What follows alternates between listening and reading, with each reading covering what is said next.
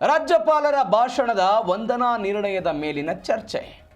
ಇವತ್ತು ಸಹ ಉಭಯ ಸದನಗಳಲ್ಲಿ ಆಡಳಿತ ಮತ್ತು ವಿಪಕ್ಷಗಳ ನಾಯಕರುಗಳ ಮಾತಿನ ವಾಕ್ಸಮರ. ರಾಜ್ಯಪಾಲರ ಭಾಷಣದ ವಂದನಾ ನಿರ್ಣಯದ ಮೇಲೆ ಚರ್ಚೆ. ಇವತ್ತು ಸಹ ಆಡಳಿತ ಮತ್ತು ವಿಪಕ್ಷ ನಾಯಕರ ನಡುವೆ ವಾಕ್ಸಮರ ನಡೆಯುತ್ತೆ.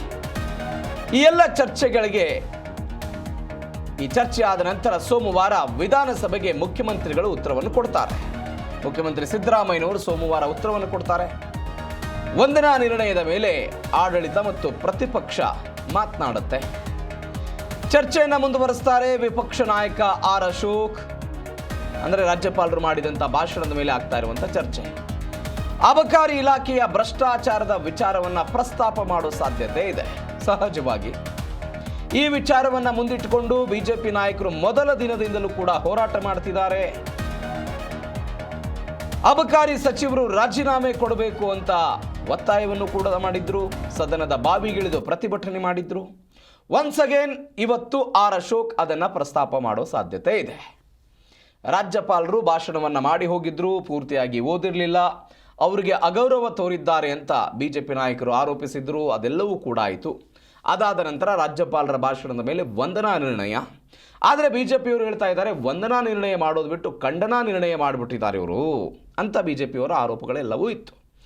ನಿನ್ನೆ ಜಾಹೀರಾತು ವಿಚಾರಕ್ಕೆ ಸಂಬಂಧಪಟ್ಟಂತೆ ದೊಡ್ಡ ಮಟ್ಟದ ಕೋಲಾಹಲವೇ ವಿಧಾನಸಭೆಯಲ್ಲಿ ನಡೆದಿತ್ತು.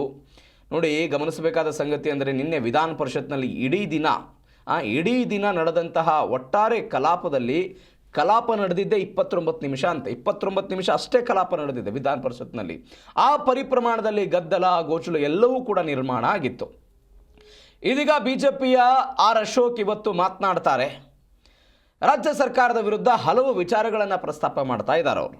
ಬೇರೆ ಬೇರೆ ಭ್ರಷ್ಟಾಚಾರ ವಿಚಾರಗಳಾಗಿರ್ಬೋದು, ಸರ್ಕಾರ ನಡೆದುಕೊಳ್ತಾ ಇರುವಂಥ ರೀತಿಗಳಾಗಿರ್ಬೋದು. ನಿನ್ನೆ ಸರ್ಕಾರದ ನೇತೃತ್ವದಲ್ಲಿ ಒಂದು ಜಾಹೀರಾತನ್ನು ಕೊಡಲಾಗಿದೆ. ಯಾಕೆ ನೀವು ಸರ್ಕಾರದ ಹಣವನ್ನು ಪೋಲ್ ಮಾಡ್ತೀರಿ ಅಂತ ಬಿಜೆಪಿಯವರೆಲ್ಲ ಪ್ರಶ್ನೆ ಕೇಳಿದ್ರು. ಪೋಲ್ ಯಾಕೆ ಮಾಡ್ತಾ ಇದ್ದೀರಿ? ನೀವು ಪಕ್ಷದ ವತಿಯಿಂದ ನೀವು ಜಾಹೀರಾತು ಕೊಡಬೇಕಾಗಿತ್ತು, ಸರ್ಕಾರದ ವತಿಯಿಂದ ಯಾಕೆ ಜಾಹೀರಾತು ಕೊಡ್ತೀರಿ ಅಂತ ದೊಡ್ಡ ಚರ್ಚೆ. ಆರ್ ಅಶೋಕ್ ಮಾತನಾಡಿದರು, ಸುನೀಲ್ ಕುಮಾರ್ ಕೂಡ ಆಕ್ರೋಶ ಹೊರ ಹಾಕಿದರು, ಎಲ್ಲ ನಾಯಕರುಗಳು ಕೂಡ ಮಾತನಾಡಿದರು. ಇದೀಗ ಅಬಕಾರಿ ಸಚಿವರ ರಾಜೀನಾಮೆಗೆ ಆರ್ ಅಶೋಕ್ ಒತ್ತಾಯ ಮಾಡೋ ಸಾಧ್ಯತೆ ಇದೆ. ಈ ಬಗ್ಗೆ ಹೆಚ್ಚಿನ ಡೀಟೇಲ್ಸ್ ಕೊಡ್ತಾರೆ ನಮ್ಮ ಪ್ರತಿನಿಧಿ ರಾಚಪ್ಪ ಸುತ್ತೂರು ಫೋನ್ ಸಂಪರ್ಕದಲ್ಲಿದ್ದಾರೆ. ರಾಚಪ್ಪ, ವಿಶೇಷ ಅಧಿವೇಶನದಲ್ಲಿ ಮಾತಿನ ವಾಕ್ಸಮರಗಳೇ ನಡೆದು ಹೋಗ್ತಾ ಇದೆ. ಏನಾಗ್ಬೋದು ಇವತ್ತು?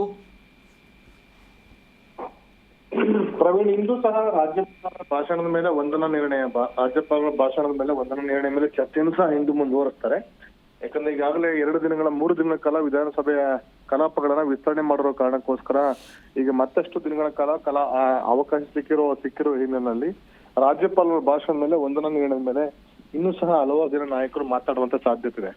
ಇಂದು ಸಹ ಬಿಜೆಪಿ ನಾಯಕರುಗಳು ಮಾತನಾಡ್ಬೇಕು ಈ ಒಂದು ರಾಜ್ಯಪಾಲರ ವಂದನಾ ನಿರ್ಣಯ ಮೇಲೆ, ಕಾನೂನು ಸುವ್ಯವಸ್ಥೆ ಮೇಲೆ ಮತ್ತೆ ಬೇರೆ ಬೇರೆ ವಿಷಯಗಳನ್ನ ಪ್ರಸ್ತಾಪ ಮಾಡುವಂತ ಸಾಧ್ಯತೆ.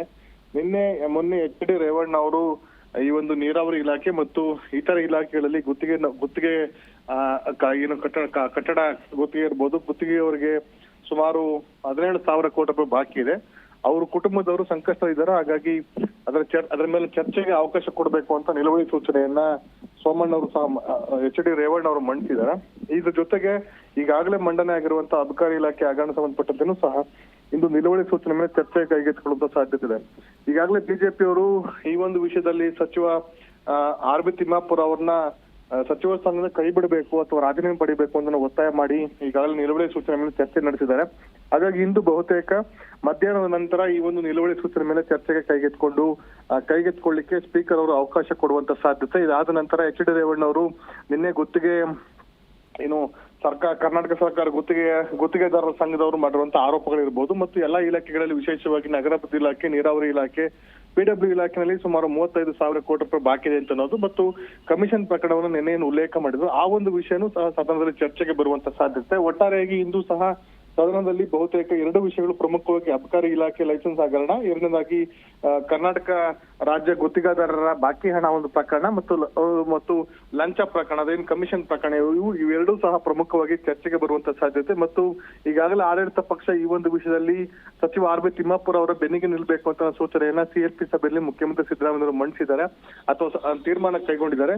ಹಾಗಾಗಿ ಈಗ ಗುತ್ತಿಗೆದಾರರು ಮಾಡುವಂತ ಆರೋಪಗಳನ್ನ ಯಾವ ಸರ್ಕಾರ ಎದುರಿಸುತ್ತೆ ಮತ್ತು ಆರ್.ಬಿ. ತಿಮ್ಮಾಪುರ ಅವರ ವಿರುದ್ಧವಾಗಿ ಮಾಡುವಂತ ಹೋರಾಟವನ್ನ ಸರ್ಕಾರ ಯಾವ ನಿಭಾಯಿಸುತ್ತೆ ಅನ್ನೋದನ್ನ ಕಾದು ನೋಡ್ಬೇಕಾಗಿದೆ Praveen. Okay Rajappa, thank you ನಿಮ್ಮೆಲ್ಲ ಡೀಟೇಲ್ಸ್ಗೆ.